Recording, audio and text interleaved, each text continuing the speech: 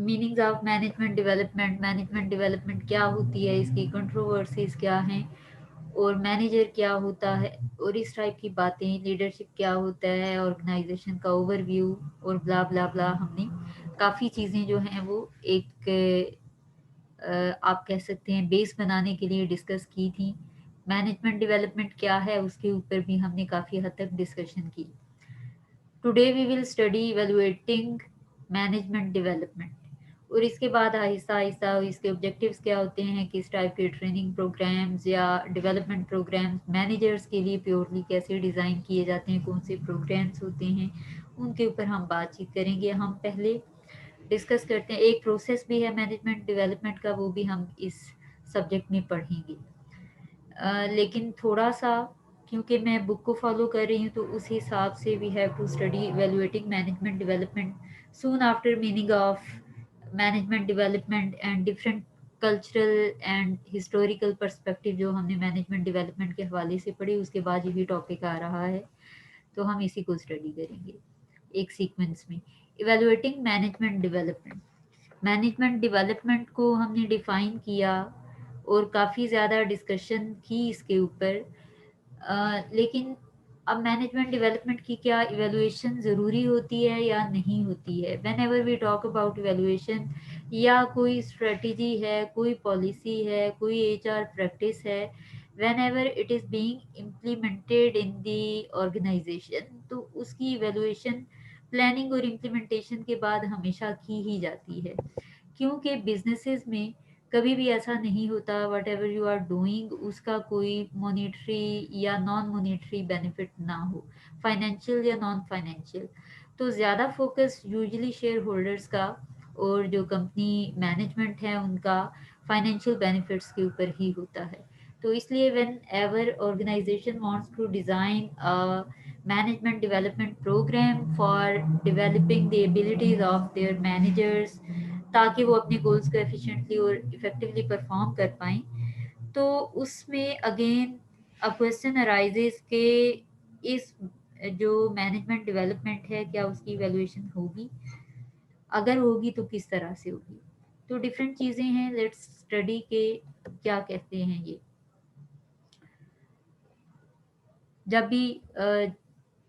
हम बात करते हैं कोई भी प्रैक्टिस अगर आप इम्प्लीमेंट करते हैं तो उसकी इवैल्यूएशन के हवाले से भी बात की जाती है, और whatever we are doing, whatever action we are implementing in the organization, उसका अल्टीमेट पर्पस परफॉर्मेंस की इम्प्रूवमेंट होता है। We can make the general point that performance improvement, whether at the level of the individual or the organization, is only possible if criteria are established by which that performance can be measured. Whenever we talk about performance improvement, performance बेहतर हुई है नहीं हुई, पता कैसे चलेगा कि performance बेहतर हो रही है या नहीं हो रही, या एटलीस्ट जो रिक्वायर्ड लेवल ऑफ परफॉर्मेंस है वो परफॉर्म हो रहा है या नहीं, उसके लिए इंडिविजुअल लेवल पे, डिपार्टमेंटल लेवल पे, ऑर्गेनाइजेशन लेवल पे, हर एक लेवल के ऊपर there must be some criteria for evaluation of the performance. वो कोई ना कोई क्राइटेरिया, कोई ना कोई स्टैंडर्ड होता है। आपने ह्यूमन रिसोर्स मैनेजमेंट के अंदर या जो कंपनसेशन वाला चैप्टर या टॉपिक कभी भी पढ़ा होगा अभी तक के सेमेस्टर्स में, आपने उसमें देखा होगा कि जब भी कुछ इम्प्लीमेंट किया जा रहा है स्पेशली फॉर परफॉर्मेंस इम्प्रूवमेंट, या जहाँ जहाँ परफॉर्मेंस की बात आती है तो उसके लिए कुछ स्टैंडर्ड्स को सेट किया जाता है, ताकि एक इंडिविजुअल की परफॉर्मेंस को टेस्ट किया जा सके कि वो क्या लेवल ऑफ आउटपुट दे रहा है, उसका प्रोडक्टिविटी रेट क्या चल रहा है, क्या जिस इंडिविजुअल को हमने जिस स्पेसिफिक पर्पस के लिए या जिन ड्यूटीज़ का रिस्पॉन्सिबल ठहराया है, is the person is giving the same output जो कि हम उससे एक्सपेक्ट करते हैं या कि नहीं। तो एक्सपेक्टेशंस की बेस पे organization need to set a criteria for performance. अब ऑर्गेनाइजेशन कितना ग्रो कर रही है, सेल्स कितनी हुई हैं, प्रॉफिटेबिलिटी रेशो क्या चल रही है, ओवरऑल रेवेन्यूज़ कितने जनरेट हो रहे हैं, रिटर्न ऑन इन्वेस्टमेंट कितना आ रहा है, अगेन इन सब चीज़ों को मेजर करने के लिए there must be a criteria for evaluation. तो whenever we talk about the performance assessment और measurement, तो उसमें दो क्वेश्चंस हमेशा अराइज होते हैं.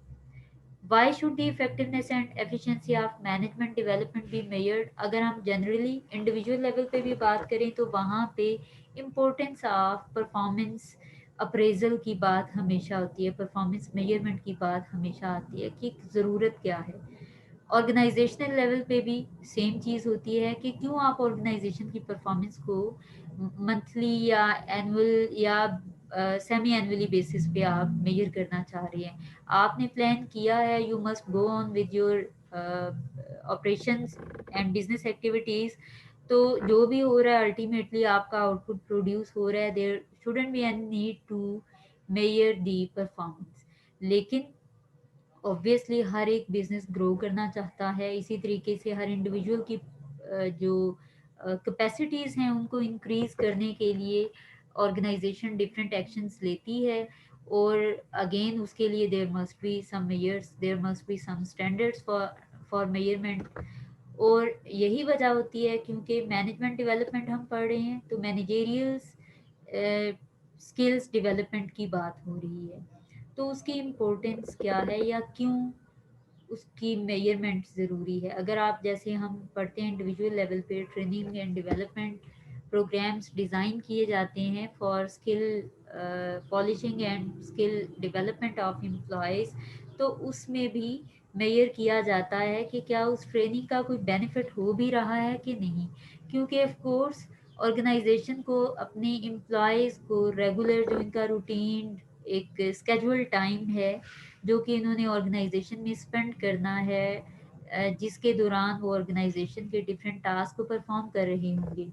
उनमें से कुछ टाइम उनको स्पेंड करना पड़ेगा ट्रेनिंग के ऊपर और डेवलपमेंट के ऊपर. तो उसका कुछ फ़ायदा भी है या नहीं. ऑफ कोर्स अगर वो 4 में से 2 घंटे ट्रेनिंग पे स्पेंड कर रहे हैं तो 2 घंटे में जितना वो आउटपुट अगर अपनी जॉब पे होते तो परफॉर्म कर सकते थे, वो अब 2 घंटे का लॉस ऑर्गेनाइजेशन को हो रहा है. तो क्या ट्रेनिंग प्रोग्राम की कोई इम्पोर्टेंस है? क्या ऐसा बेनिफिट उससे मिलेगा कि एम्प्लॉयज़ को ट्रेनिंग प्रोवाइड की जाए, उसके फाइनेंशियल बेनिफिट्स मेजर किए जाएंगे. इसी तरीके से अगर आप मैनेजेरियल स्किल डेवलपमेंट कर रहे हैं तो उसमें भी there must be some criteria. एक तो कि मेजर करना क्यों है, दूसरा ये कि इस परफॉर्मेंस को या जो आप मैनेजमेंट डेवलपमेंट कर रहे हैं इनकी एफिशिएंसी और इफेक्टिवनेस को किस तरह से मेजर करना है. दो बेसिक क्वेश्चंस यहाँ पे अराइज होते हैं whenever we talk about evaluating management development. कि efficiency and effectiveness of management development programmes क्यों मेजर करने हैं, फिर ये कि ये किस तरह से मेजर करने हैं. अब इसमें व्हेन वी से कि ये मेजर करना क्यों है, efficiency and effectiveness of management development को मेजर क्यों करना है, तो इसके लिए many organization face increased environmental factors. जैसे कि इंटेंसिफाइड कंपटीशन होता है, आए दिन मार्केट में कोई ना कोई या इंडस्ट्री में कहीं ना कहीं लोग इधर उधर स्विच करते हैं डिफरेंट यूनिवर्सिटीज़ में, अपना बिजनेस पोर्टफोलियो इंक्रीज करते हैं, अपनी इन्वेस्टमेंट को वो बढ़ाते हैं ताकि वो ज़्यादा से ज़्यादा रेवेन्यूज जनरेट करें और अपनी ब्रांड और अपनी कंपनी को स्टेबल बना सकें और लीडिंग फर्म बना सके इनसाइड अ पर्टिकुलर इंडस्ट्री. वहाँ पे फिर ऑफ कोर्स जितने ज़्यादा एंट्रीज होंगे उतने ज़्यादा उतना ज़्यादा level of competition will be there. तो इंटेंस कंपटीशन हो जाता है जहाँ पे एक या दो या तीन कंपनीज एक ही मार्केट को सर्व कर रही होंगी और वहाँ पे उनका मार्केट शेयर ज़्यादा होगा, वो अच्छा खासा मार्केट शेयर होगा कि अगर तीनों को इक्वली भी डिवाइड करें तो 32-33% हर एक के हिस्से में आता है. लेकिन वहीं पे अगर उसी मार्केट में 10-12 कंपेटिटर्स होंगे तो 10-12 को मार्केट शेयर अगर डिवाइड किया जाए तो वो पर कंपेटिटर जो है वो बहुत कम शेयर बनता है. तो इस वजह से जितना ज़्यादा कंपटीशन होगा उतना ज़्यादा ऑर्गेनाइजेशन की जो बिजनेस एक्टिविटीज़ हैं वो इन्फ्लुएंस हो सकती हैं, बिजनेस उनका डाउन हो सकता है या ओवरऑल जो उनकी रेपुटेशन है मार्केट में या जो इनका मार्केट शेयर है वो डिक्रीज हो सकता है. इसी तरीके से अगर पब्लिक सेक्टर में कोई डीरेगुलेशन आती है, कोई पॉलिसीज़, कोई ऐसे रूल्स प्रोसीजर्स हों जो कि पहले अलाउड हों और उसके बाद वो निकाल दिए जाएँ, या किसी भी तरह का कोई भी चेंज जब गवर्नमेंट लेके आती है अपने रूल्स और पॉलिसीज़ की फॉर्म में, तो उस केस में भी बिज़नेस के ऊपर अच्छा खासा इन्फ्लुएंस आता है, और डी रेगुलेशन की वजह से बिज़नेस का सर्वाइवल काफ़ी टफ हो जाता है। इसी तरह से मार्केट टेस्टिंग है, उसमें भी अगर तो वो अपनी मार्केट को डेवलप करते हैं, न्यू मार्केट में एंटर होते हैं, न्यू सेगमेंट में एंटर होता है कोई भी बिज़नेस, तो उसमें काफ़ी ज़्यादा उसकी इन्वेस्टमेंट लग सकती है, और वहाँ पे ऑफ कोर्स उनको प्रॉपर रिसर्च एंड डेवलपमेंट करना पड़ती है अपने सेगमेंट की, ताकि वो उनकी लाइकिंग डिसलाइकिंग, उनके ट्रेंड्स, उनकी जो फ्रीक्वेंसी ऑफ यूजेज है प्रोडक्ट की, उसको अंडरस्टैंड कर सके, और उसकी बेस पे फिर मार्केटिंग मिक्स को प्लान कर सके कि प्रोडक्ट कैसी होनी चाहिए, प्रमोशन कैसी होनी चाहिए, और बाकी चीज़ें सारी। और इसी तरीके से value for money initiatives, of course, कि कोई भी आप कुछ भी कर रहे हैं, कोई भी चेंज लेके आ रहे हैं, कहीं पे भी थोड़ी बहुत या एक कंसिडरेबल अमाउंट अगर कोई भी कंपनी इन्वेस्ट कर रही होती है, तो उसका अल्टीमेट बेनिफिट या आउटकम जो कंपनी को चाहिए होता है, वो मनी ही होता है। जैसे आप प्रोडक्ट की पैकेजिंग चेंज करते हैं, अपनी इंटरनल फंक्शनिंग चेंज करते हैं, अपनी टेक्नोलॉजी या जो आपकी मशीनरी है या प्लांट है उसको अपडेट करते हैं, तो अल्टीमेट पर्पस क्या होता है कि इसकी वजह से जो जो भी आपने रिप्लेस की है नई चीज़, चाहे वो प्लांट है, मशीनरी है, कोई भी चीज़, तो basically you are adding value into your business activities. तो वो इंस्टॉल करने का या रिप्लेस करने का पर्पस बिजनेस का यही होता है कि उससे मैस प्रोडक्शन करे, क्वालिटी इंप्रूव करे, और जो भी पहली प्लांट में या मशीनरी में प्रॉब्लम्स आ रहे थे जिसकी वजह से इनका मार्केट शेयर कम हो रहा था, वो प्रॉब्लम्स इससे रिजॉल्व हो जाएं। तो ultimately whatever organization is intended to do, उसका कोई ना कोई मॉनेटरी बेनिफिट ऑर्गेनाइजेशन देख रही होती है, और एक्सटर्नल फैक्टर्स जितने भी होते हैं उनका डायरेक्ट या इनडायरेक्ट कोई ना कोई इम्पैक्ट बिजनेस के ऊपर आ रहा होता है। Particular targets for cost reduction usually, अब होता क्या है कि आप अगर प्रॉफिट्स को मैक्सिमाइज करना चाहते हैं, तो you must reduce your cost. अब उसमें आपकी कॉस्ट ऑफ प्रोडक्शन आ जाएगी, जो कि आपके रॉ मटेरियल से फाइनल प्रोडक्ट बनने तक का जो भी सारा अमल है, जो भी प्रोसेस है, उसमें उसको कॉस्ट ऑफ प्रोडक्शन कहेंगे। फिर कॉस्ट ऑफ कम्युनिकेशन, जो आपकी मार्केटिंग और एडवर्टाइजिंग और आपकी प्रोडक्ट की मार्केटिंग कैंपेन और इन चीज़ों पे आएगी, उसको कम्युनिकेशन कॉस्ट कहा जाता है। इसी तरह से कॉस्ट ऑफ डिस्ट्रीब्यूशन आपकी हो गई कि फाइनल प्रोडक्ट को आपने एंड यूज़र तक डिलीवर करना है, तो उसमें जितनी भी कॉस्ट आती हैं, तो यूजुअली कंपनी का फोकस होता है कॉस्ट रिडक्शन के ऊपर, ताकि वो अपनी प्रॉफिट मार्जिन को मैक्सिमाइज कर सके। कि आपको पता ही होगा एज अ बिजनेस स्टूडेंट के प्राइस जो होती है that is equal to cost plus tax plus जो प्रॉफिट मार्जिन होता है कंपनी का, ये होता है। तो अब कॉस्ट को कम करके प्राइस तो उतनी ही है, कॉस्ट में अगर कमी आएगी तो इट्स ऑब्वियस कि company can increase its profit margin, तो उससे वो ज़्यादा प्रॉफिट्स अर्न कर सकती है। इसलिए कॉस्ट रिडक्शन के लिए यूजुअली कंपनी का फोकस रिसोर्सेज पे होता है कि रॉ मटेरियल सस्ते से सस्ता लें, या एटलीस्ट उसमें कॉस्ट को जितना वो रिड्यूस कर सकें, जितनी निगोसिएशन वो अपने सप्लायर्स के साथ कर सकें उतना वो करने की कोशिश करती है। इसी तरह से जो उनकी करंट एक्टिविटीज़ चल रही होती हैं उनके ऊपर वो कॉस्ट को कम से कम करने की कोशिश करती है, ताकि प्रॉफिट्स को मैक्सिमाइज किया जा सके। तो ओवरऑल जितने भी बिजनेस ऑपरेशंस हो रहे होते हैं उसमें रिसोर्सेज और एक्टिविटीज़ के through company can reduce its cost. अब यहाँ पे मैनेजमेंट डेवलपमेंट प्रोग्राम्स, हमें पता है कि आपकी कोई भी कंपनी है उसमें ऑब्वियसली मैनेजर्स जो हैं they are suppose to be responsible for reduction in cost. अब इसमें where management development programs cannot be justified in terms of their monetary value and their contribution to strategic goals, they are likely to be easy targets in any cost reduction exercise. आप अपनी activities के through और अपनी resources के through तो cost को reduce कर ही रहे हैं, लेकिन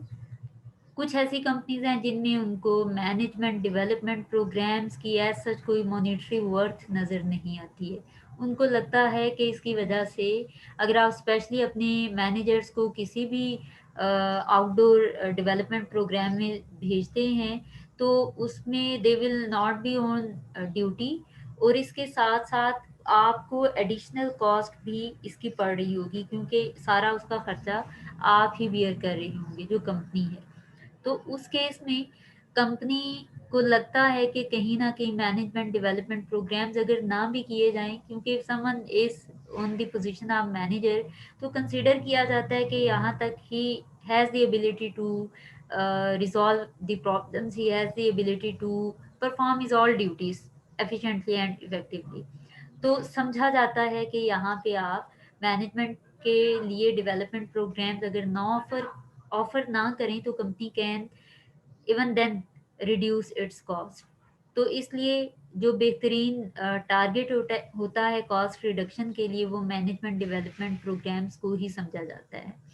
So those responsible for introducing management development are being asked to place a financial value on such practices. अब यहाँ पे अगर तो manager wants to prove कि management development programs are very much important for business efficiency and effectiveness, तो उनको कहा जाता है कि आप इसकी financial worth लेके आएं कि इस मैनेजमेंट डेवलपमेंट प्रोग्राम के बाद हमारे जो प्रॉफिट मैक्सिमाइजेशन है या जो हमारे टोटल रेवेन्यूज हैं, जितनी भी एक कंपनी की अर्निंग आ रही है,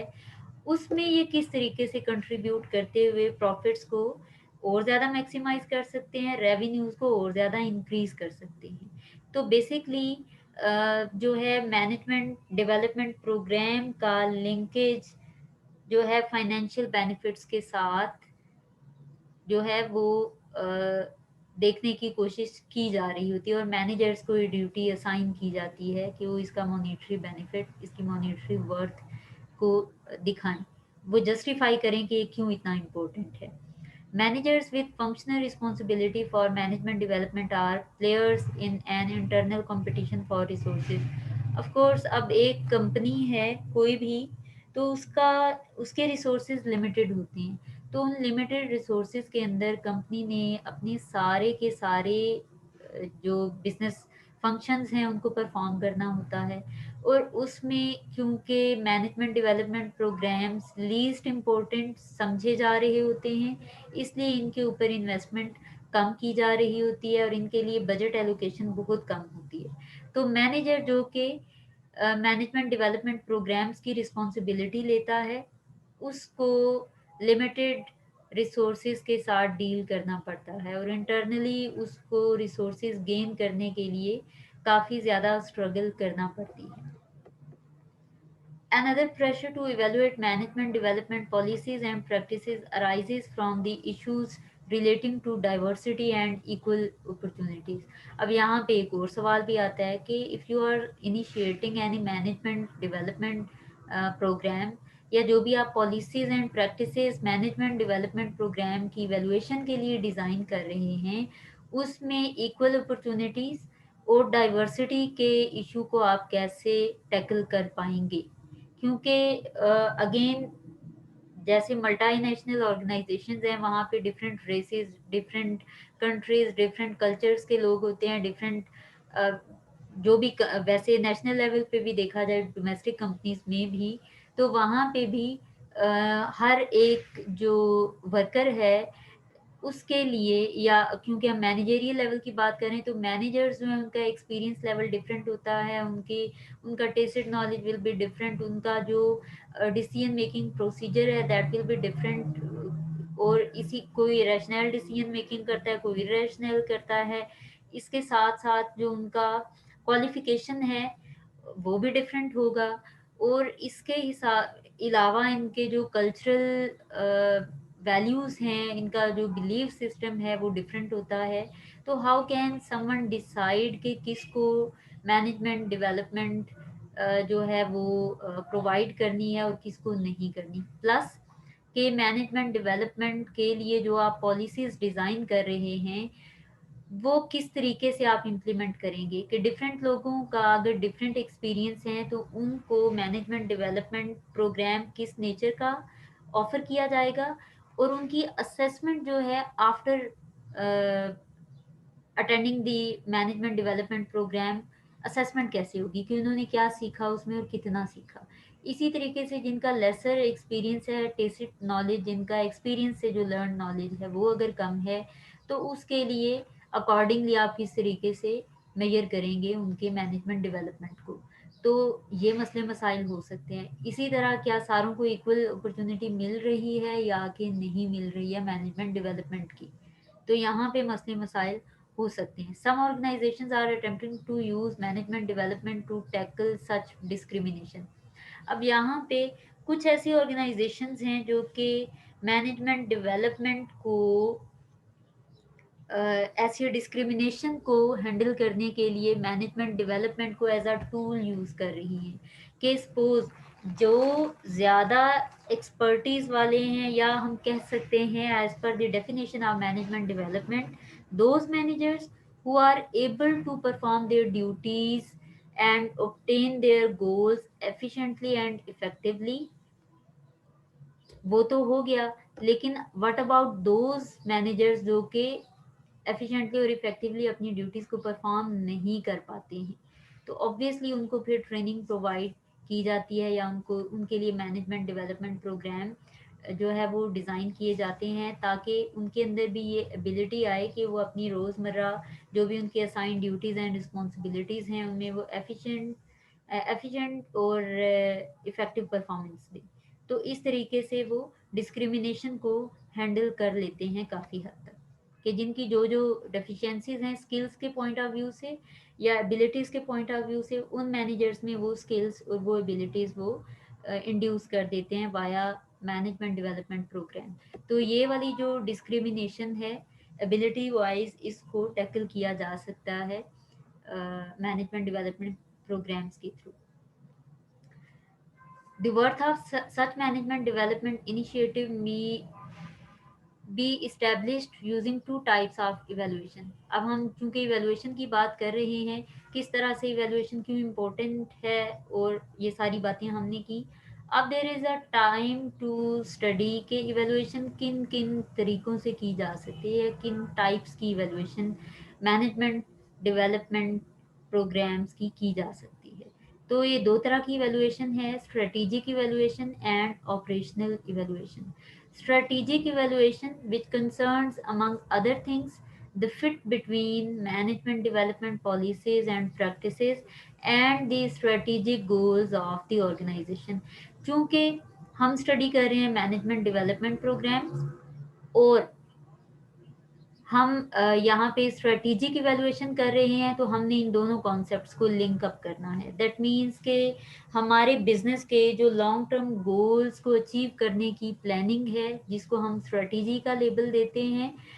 उसकी बेस पे हमने देखना है लॉन्ग टर्म गोल क्या है जिसको अचीव किया जा रहा है। और ऑब्वियसली मैनेजमेंट डेवलपमेंट को एज अ स्ट्रेटेजी आप यूज़ कर रहे होते हैं कि आपने 5-10 सालों में जो भी अचीव करना है आपकी कंपनी ने, उसके लिए मैनेजर्स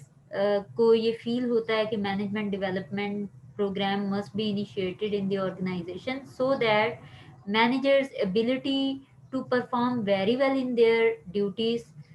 can be assured, कि वो स्ट्रेटेजिक गोल्स को कैसे इफेक्टिवली एंड एफिशिएंटली अचीव कर पाएंगे। तो उसके लिए मैनेजमेंट डेवलपमेंट प्रोग्राम को आपने लिंक अप करना है विद स्ट्रेटेजिक गोल। उस तरह से भी आप देख सकते हैं और इसकी इम्पोर्टेंस भी आपको फिर समझ आ जाएगी कि एक मैनेजर है सपोज उसकी इतनी एबिलिटी नहीं है कि वो लॉन्ग टर्म गोल्स को अचीव कर पाए, तो वाया मैनेजमेंट डेवलपमेंट आप उसके अंदर ये एबिलिटी इंड्यूस कर सकते हैं जिसकी वजह से वो टाइमली अपनी स्ट्रेटेजिक जो लॉन्गर पीरियड ऑफ टाइम के गोल्स हैं उनको अचीव कर पाएगा। ऑन दी अदर हैंड अगर आप डेवलपमेंट नहीं करते हैं मैनेजर्स की, उनकी एबिलिटीज़ डेवलप नहीं करते हैं, तो possibility is that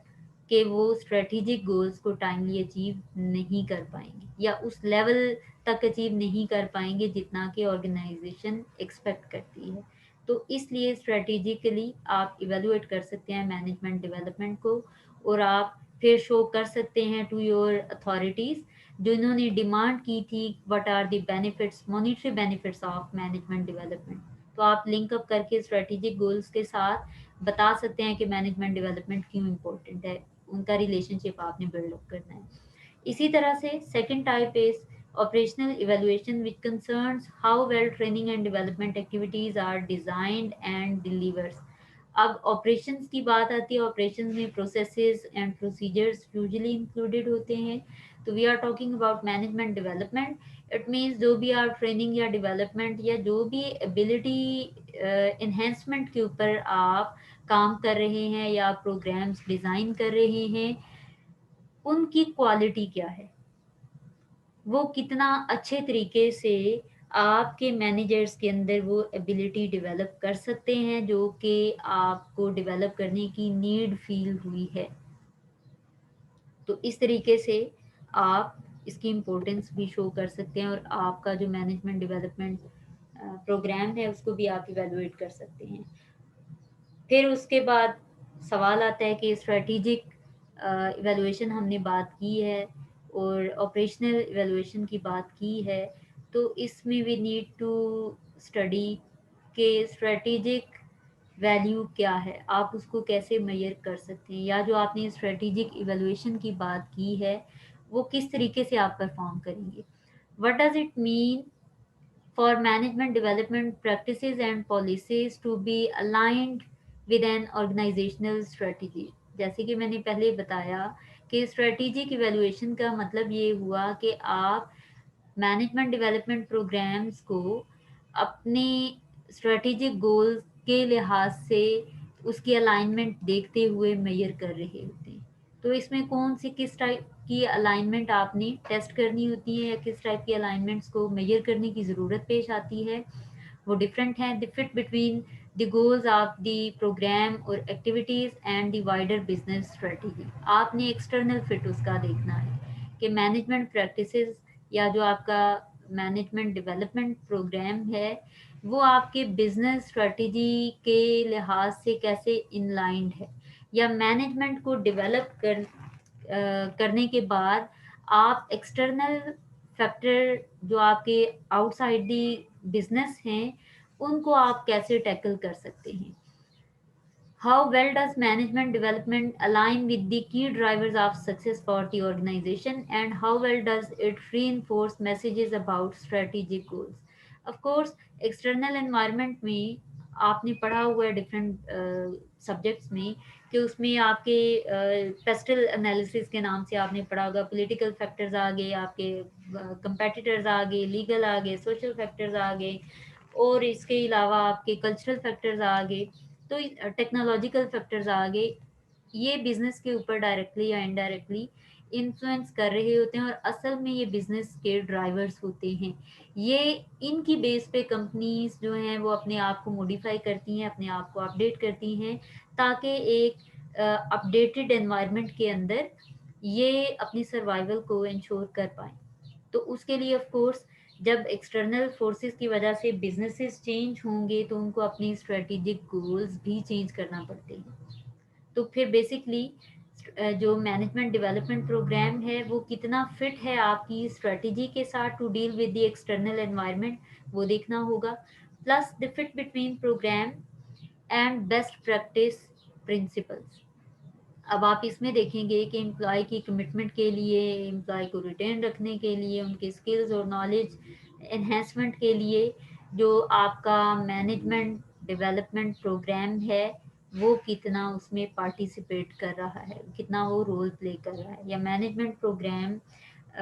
development programme के बाद आप अपने एम्प्लॉय की कमिटमेंट और जो उनके डिफरेंट पॉजिटिव बिहेवियर्स हैं उनको कैसे इन्फ्लुएंस कर सकते हैं। For example, how well does management development help the organization build and retain employee commitment, skills and knowledge? Of course, अगर मैनेजर्स को डेवलप किया जा रहा है in the form of their abilities to perform their jobs, तो उसकी वजह से आपने लीडरशिप में जिन लोगों ने पढ़ा हुआ है कुछ हद तक बाकी स्टूडेंट्स को भी पता होगा कि लीडर जैसा होता है वो अपने बिजनेस ऑपरेशंस में अपनी एबिलिटीज़ को इंड्यूस करने की कोशिश करता है, और वो रोल मॉडल होता है और एम्प्लॉयज़ उसको फॉलो कर रहे होते हैं, तो वो भी वैसा ही बिहेवियर और वैसी ही प्रैक्टिसेस, वैसी एबिलिटीज़ को लर्न कर रहे होते हैं। तो इसलिए management development must be consistent and aligned with best practice principles, जो कि आपके एम्प्लॉयज़ के बिहेवियर्स के हवाले से आ जाती हैं। The fit between the programs and other management systems and practices, उसमें आ जाते हैं आपके जो परफॉर्मेंस मैनेजमेंट पॉलिसीज़ हैं। ओवरऑल आपके मैनेजमेंट डेवलपमेंट प्रोग्राम का परफॉर्मेंस मैनेजमेंट पॉलिसीज़ के साथ रिलेशनशिप आपने स्टडी करना है। उसकी बेस पे you can measure the strategic value of your management development programme.